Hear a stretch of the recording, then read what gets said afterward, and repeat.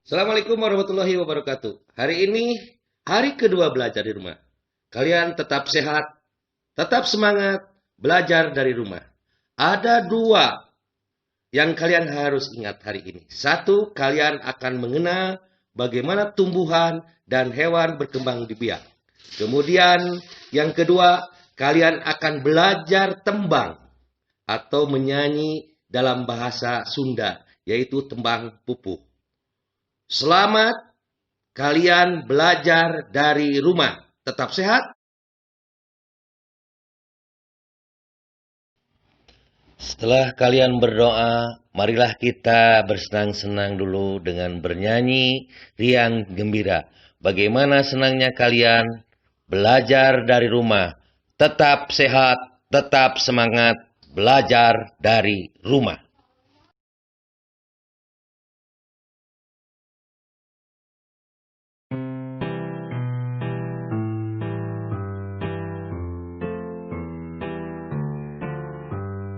Aku senang belajar bersama ibuku. Aku senang belajar bersama ayahku. Aku senang belajar bersama kakakku. Aku senang belajar bersama adikku. Di mana saja, kapan saja, bersama siapa saja aku belajar. Di mana saja, kapan saja, bersama siapa saja aku belajar. Di mobil yang berjalan pun aku belajar. Di supermarket luas pun aku belajar. Di kebun binatang pun aku belajar. Di mana-mana aku belajar. Di mana saja, kapan saja, bersama siapa saja aku belajar. Di mana saja, kapan saja, bersama siapa saja aku belajar. Bersama siapa saja aku belajar.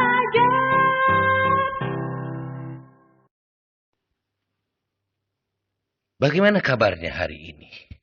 Hari ini adalah hari kedua belajar dari rumah. Setelah itu, kalian harus terbiasa bangun pagi sekitar pukul 4.30. Jangan sampai kalian malas untuk bangun pagi, karena bangun pagi itu sangat sehat. Setelah kalian bangun, kemudian kalian bersama orang tua melaksanakan sholat subuh. Kemudian kalian bisa membantu mama membereskan atau menyapu halaman rumah. Selesai menyapu, selesai membereskan tempat tidur, selesai membereskan tempat-tempat belajar kalian, kalian bersegeralah untuk mandi. Mandi, kemudian sarapan pagi. Setelah sarapan pagi, kalian akan belajar bersama Bapak. Kalian melihat tayangan di YouTube, pembelajaran di rumah hari kedua. Kemudian sebelum kalian menyimak video di YouTube, jangan lupa subscribe, kemudian berikan komentar. Setelah itu, marilah kita bernyanyi. Sambil bersenang-senang, jangan mengeluh. Kalian harus tetap sehat, semangat, belajar dari rumah. Ayo kita bernyanyi.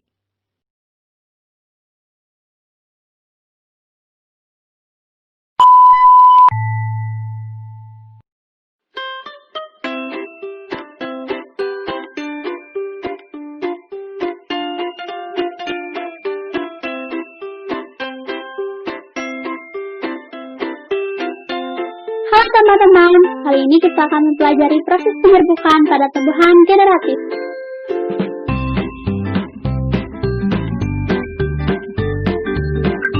Oke teman-teman, di sini terdapat bagian-bagian bunga yang harus kita ketahui sebelum membahas penyebutannya.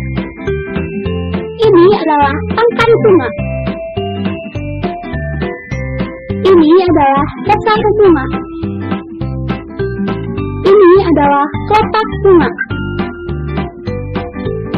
Ini adalah kepala putih. Ini adalah tangkai putih. Ini adalah benang sari. Ini adalah bakal buah. Ini adalah mahkota bunga. Oke teman-teman, sekarang kita mulai dengan penyerbukan yang dibantu oleh angin. Padi merupakan tumbuhan yang serbuk-sarinya mudah terbawa angin, maka seringkali proses penyerbukannya dibantu oleh angin.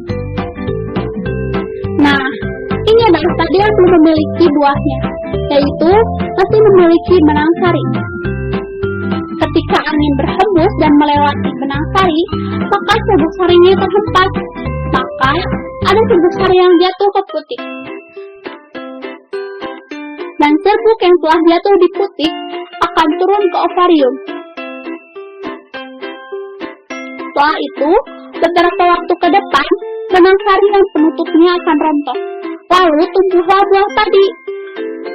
Nah, begitulah proses penyerbukan pada padi oleh angin.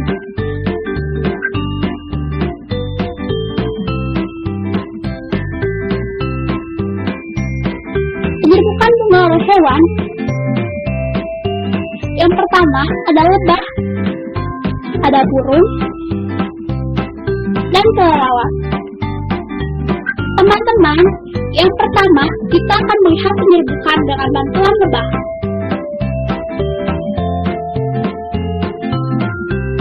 Bunga sepatu adalah salah satu bunga yang seringkali dikunjungi lebah. Lebah akan datang mengisap nektar bunga, sementara kakinya menginjak serbuk yang ada pada benang sari. Lebah suka berpindah posisi untuk mencari-cari nektar, sehingga kakinya yang telah menginjak serbuk sari akan mengenai putik bunga. Lalu serbuk sari akan menyerap ke dalam, hingga akhirnya serbuk sari akan bertemu dengan bakal buah. Proses berikutnya adalah bakal buah akan berubah menjadi biji. Setelah itu, mahkota dan benang sari akan rontok dan tumbuhlah buahnya. Oh iya teman-teman, penyerbukan oleh serangga tidak hanya dilakukan oleh lebah, tapi bisa juga dengan kumbang, dengan kupu-kupu, dan juga semut. Oke teman-teman, sekarang kita akan melihat penyerbukan bunga oleh kelelawar.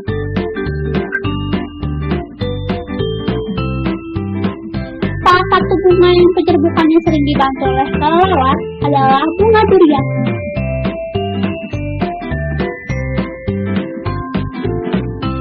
Sama seperti serangga, kelelawar mengkonsumsi nektar yang ada di bunga teman-teman.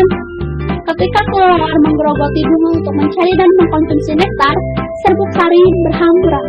Maka, serbuk ada mengenai putik teman-teman, dan serbuk sari pun turun hingga ke bakal buah. Beberapa waktu kemudian, mahkota dan benang sari pun rontok, dan buah durian pun tumbuh.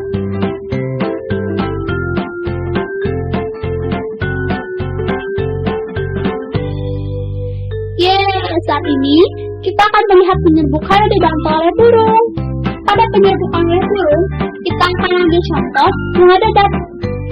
Burung-burung kecil seringkali melakukan penyerbukan bunga. Contohnya adalah burung kolibri. Sama seperti jenis hewan lain, kolibri pun mengonsumsi nektar dari bunga. Saat kolibri mencari-cari nektar untuk dikonsumsi, maka serbuk sari terhambur. Dan ada serbuk sari yang turun ke putik. Lalu, serbuk sari menyerap sampai ke bakal buah. Beberapa waktu kemudian, mahkota dan benang sari rontok dan tumbuhlah buahnya.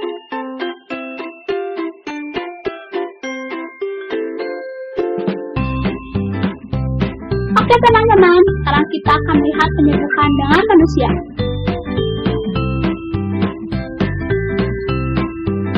Nah, melihat contoh penyerbukan tangan manusia pada bunga vanila.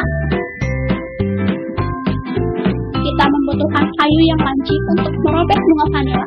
Pertama, kita harus mencari benang sari lalu robek mahkota hingga terlihat benang sari secara utuh.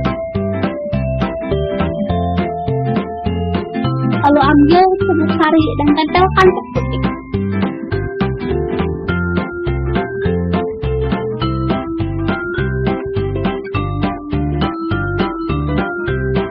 Dan serbuk sari pun akan turun.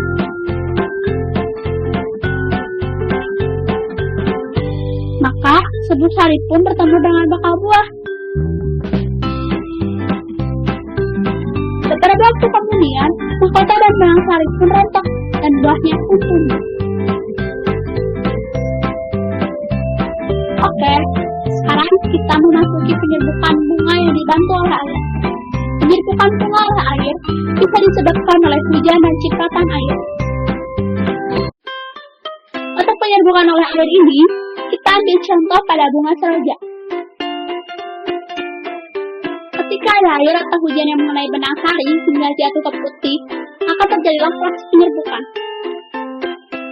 Dan serbuk sari masuk ke dalam putik hingga ke bakal buah. Beberapa waktu setelahnya, mahkota dan benang sari pun rontok, dan buah seroja pun tumbuh. Yang terakhir, kita membahas jenis-jenis penyerbukan.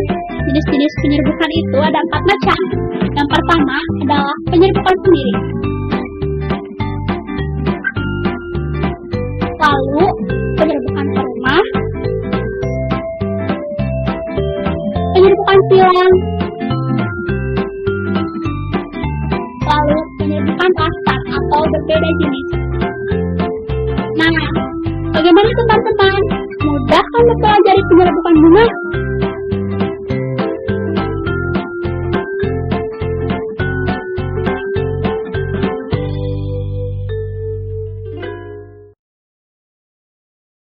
Halo kawan Bismart, kali ini kita akan membahas tentang bagian-bagian bunga beserta fungsinya. Baiklah, kita mulai pembahasannya. Bagian-bagian bunga yaitu putik. Putik dibagi menjadi 3, yaitu kepala putik, tangkai putik, dan dasar putik. Selanjutnya ada benang sari. Benang sari dibagi menjadi 2, yaitu kepala sari dan tangkai sari. Selanjutnya selain putik dan benang sari, ada juga mahkota bunga. Selain mahkota bunga, ada kelopak bunga, ada juga bakal biji, dan juga tangkai bunga. Selanjutnya fungsi dari bagian-bagian bunga. Putik. Putik berfungsi sebagai alat kelamin betina pada tumbuhan. Sementara benang sari berfungsi sebagai alat kelamin jantan pada tumbuhan. Mahkota bunga berfungsi sebagai penarik serangga agar hinggap pada bunga. Sementara kelopak bunga untuk melindungi mahkota bunga. Tangkai bunga berfungsi sebagai penopang bunga. Sedangkan bakal biji itu nantinya akan menjadi calon tumbuhan baru. Mari kita mengingat kembali bagian-bagian bunga. Yang pertama adalah kepala putik. Yang kedua adalah tangkai putik. Yang ketiga dasar putik. Yang keempat adalah kepala sari. Yang kelima adalah tangkai sari. Yang keenam adalah kelopak bunga. Ketujuh adalah mahkota bunga. Kedelapan bakal biji. Selanjutnya adalah tangkai bunga. Demikianlah penjelasan dari Bismart.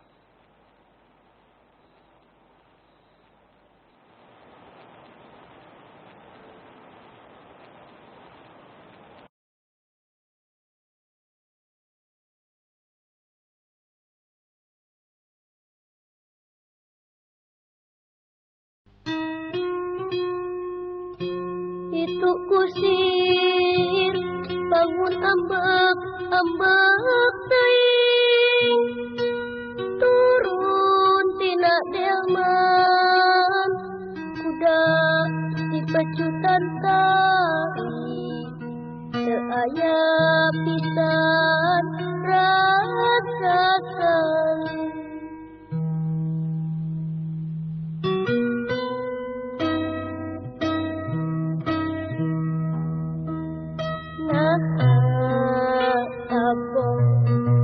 Abong teuing nasib abdi jadi hewan digawekeun berang penting dirangket kayak ras-rasan.